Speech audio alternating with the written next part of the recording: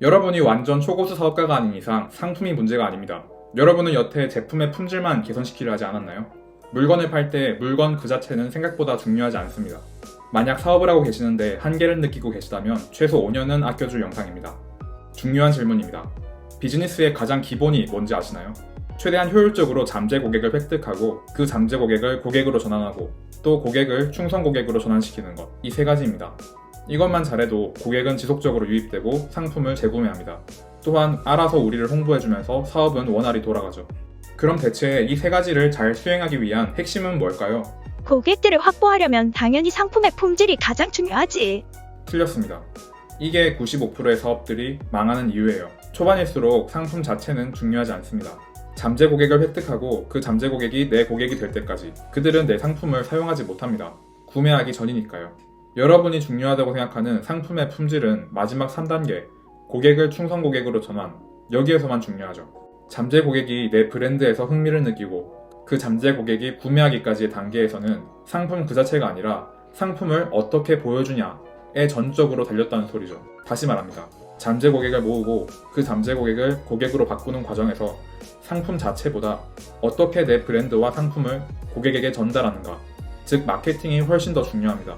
놀라긴 하지 이릅니다. 고객과 가장 맞닿아 있는 것은 상품일까요? 아닙니다. 마케팅이죠. 그렇기 때문에 마케팅을 먼저 고민한 후에 제품을 제작하면 훨씬 고객의 니즈를 파악하기 쉽습니다. 따라서 소비자의 만족도도 더 올라가죠.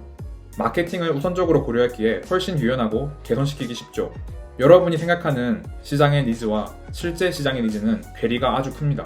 스타트업 80%가 수익을 내지 못해서 망하는데 그 주요 원인은 시장이 필요로 하는 상품이 아니기 때문입니다.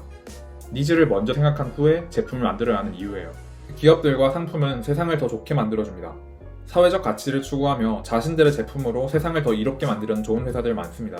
그런데 이런 것들도 돈을 벌지 못하면 회사가 돌아가지 않습니다. 결국 상품보다 더 우선적으로 어떻게 이걸 홍보하고 판매할지가 더 중요하다는 거죠. 제품부터 만들고 그걸 어떻게 팔까를 고민하는 건 순서 자체가 잘못된 거죠. 자, 다음 단계. 제품이 아닌 마케팅부터 생각한다는 것은 이해하셨을 겁니다. 그럼 마케팅을 어떻게 접근해야 될까요? 차별화를 해야 합니다. 여러분이 뛰어든 시장에는 어마무시하게 경쟁자가 많을 거예요. 그래서 모두들 차별화를 하려고 다짐합니다. 상품부터 차별화를 하려고 하죠. 틀렸습니다.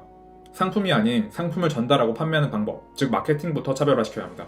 상품부터 차별화하기에는 너무 리스크가 크거든요. 만약 상품의 차별화가 틀린 선택이었다면 상품이 망할 뿐만 아니라 상품을 전달하는 방식까지 전부 다시 바꿔야 합니다. 엄청난 돈, 시간, 노력을 버리게 되고 심지어 시장에서의 브랜딩까지 무너지게 됩니다. 브랜딩은 꾸준히 축적해온 기업 이미지니까요. 따라서 직접 소비자들이 어떤 니즈를 원하는지 살펴보고 그 니즈에 맞게 상품을 개발하는 게 올바른 순서예요. 이렇게 고객과 접점이 있는 부분을 먼저 차별화시키고 그걸 통해 고객의 니즈를 좀 더 구체적으로 파악해보세요. 제품을 니즈에 맞게 개선시키는 것이 훨씬 쉽고 리스크도 낮으면서 리턴은 훨씬 높은 방법이에요. 이렇게 하면 훨씬 빠른 시간에 시장의 반응을 볼 수 있죠. 그리고 이렇게 차별화된 마케팅 덕분에 원래보다 더 많은 사람들이 내 브랜드와 상품에 관심을 갖게 됩니다. 관심이 몰린 여기서부터가 포인트예요. 이미 여기서 검증은 끝난 겁니다. 소비자들이 차별화된 마케팅을 보고 우리 상품에 관심을 갖게 되었다면 이 자체만으로 쉽게 상품을 어느 정도는 검증을 한 것이죠. 이렇게 검증된 마케팅을 바탕으로 같은 방향성으로 상품을 수정 보완해서 판매하면 됩니다. 아니면 이렇게 모인 고객들을 활용할 수도 있죠.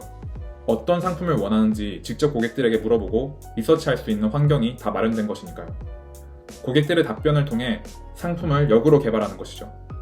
같은 상품이라도 전달 방법에 따라 고객의 만족도는 물론이고 기업 이익도 엄청나게 차이납니다. 이런 방식의 대표적인 예가 일론 머스크의 테슬라입니다.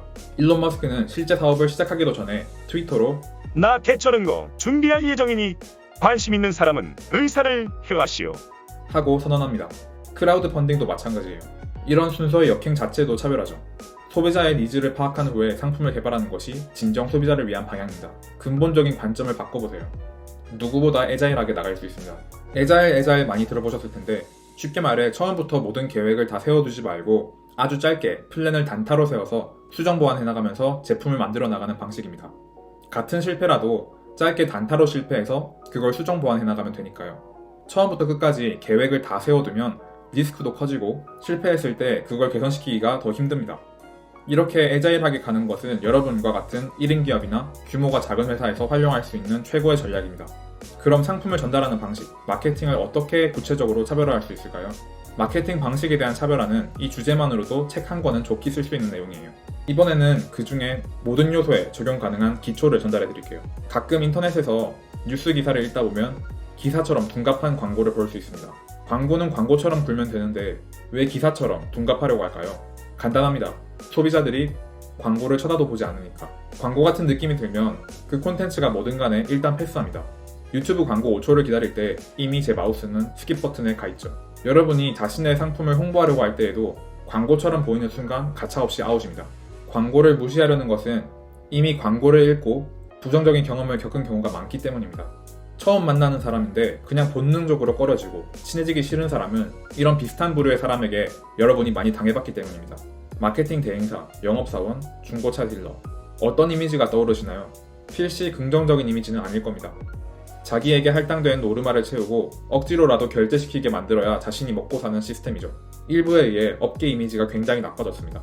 당신이 만약 이렇게 업계 이미지가 나쁜 쪽에 몸을 담고 있다면 반드시 이런 부분들을 생각하고 브랜드를 짜야 합니다.